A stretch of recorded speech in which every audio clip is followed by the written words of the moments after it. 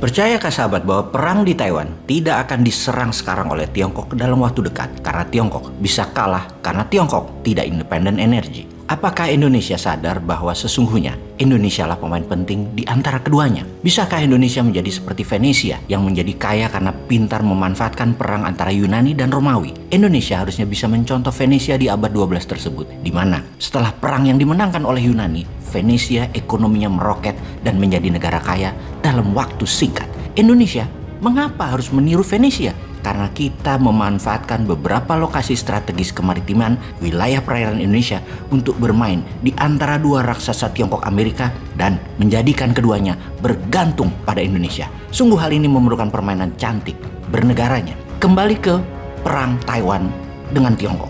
Bagaimana cara Tiongkok berstrategi dalam perang energi yang akan dilancarkan oleh Amerika tersebut? Dan apa strategi Amerika di dalam mencekik energi Tiongkok? Kita semua tahu bahwa 80% kebutuhan energi di Tiongkok adalah import dari luar Tiongkok. Import minyak jumlahnya per hari adalah 11,8 juta barel. Yang ini semua adalah kebutuhan BBM di masa damai, bukan kebutuhan BBM di masa perang, yang bisa meningkat 50% per harinya kebutuhan tersebut. Perang sesungguhnya bagi Tiongkok terakhir kalinya yaitu ketika terlibat di Perang Vietnam di tahun 1979.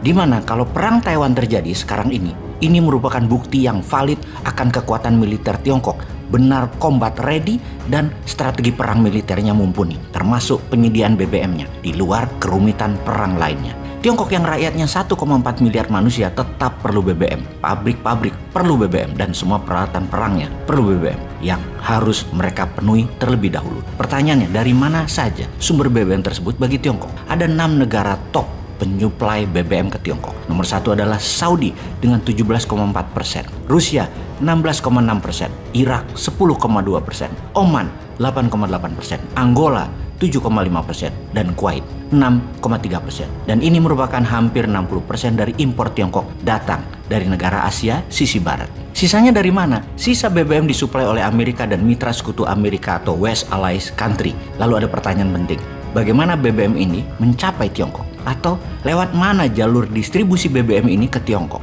Hanya satu yang lewat darat, yaitu dari Rusia. Sisanya jalur laut. Dan untuk jalur laut ada 3 jalur yang berbahaya atau biasa disebut choke point.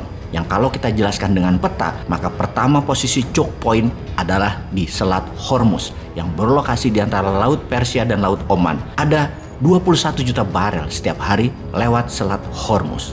Choke point kedua adalah Selat Malaka yang memisahkan Indonesia Pulau Sumatera dengan Malaysia, yang merupakan rute tercepat ke Tiongkok dari Asia Barat yang dilewati 80% kapal tanker seaborne oil menuju Tiongkok. Cekik saja salah satu di antara kedua wilayah tersebut, Tiongkok pasti tekuk lutut. Bahkan pemimpin Tiongkok sebelum Xi Jinping, Hu Jintao, mengistilahkan Malaka Dilema.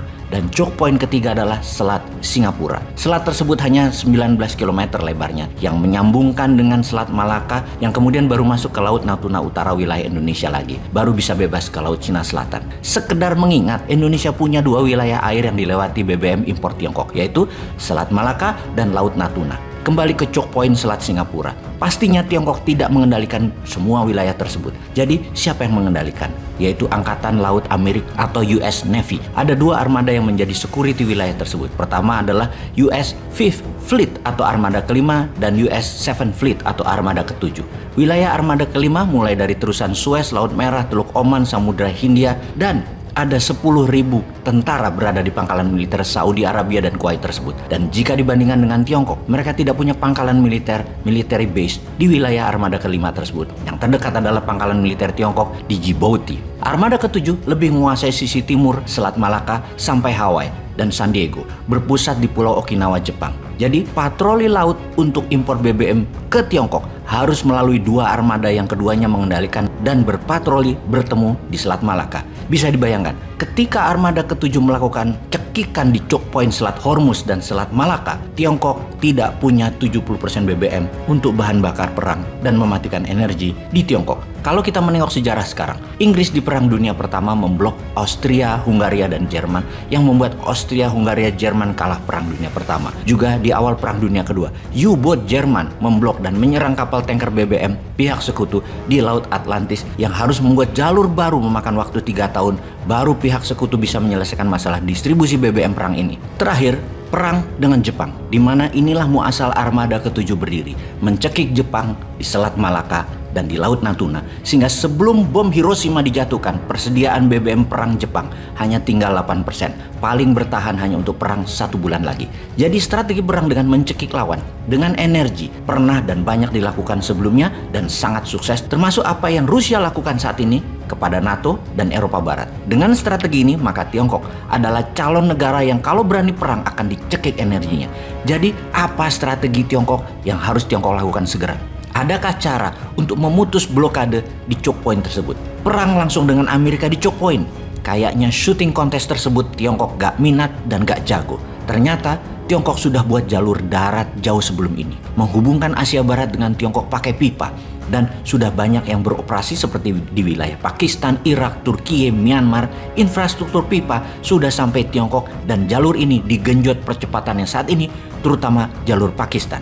Tetapi kita tahu, tidak mudah memindahkan jalur pemenuhan kebutuhan 70% energi tersebut ke jalur baru. Bahkan memindahkan semua. Dari Rusia pun hanya bisa memenuhi setengahnya dan itu pun memakan waktu 5 tahunan lagi, baru selesai. Ada strategi ketiga, di mana Tiongkok cuek aja, tetap serang Taiwan karena cadangan energi mereka sudah cukup sampai 9 bulan kebutuhan Tiongkok. Dan serang Taiwan dengan cepat selesai dalam 3 bulan, yang kalau Amerika melakukan cekikan, bukan Tiongkok saja yang lapar, tapi dunia ikut lapar. Dan ekonomi dunia bisa melambat berputar atau bahkan berhenti sama sekali karena kebutuhan manufaktur dunia, kebutuhan ekonomi dunia, Tiongkok menguasai 60%-nya. Beranikah Xi Jinping melakukan hal itu? Indonesia, bagaimana jadinya kalau skenario itu terjadi? Ada antisipasinya?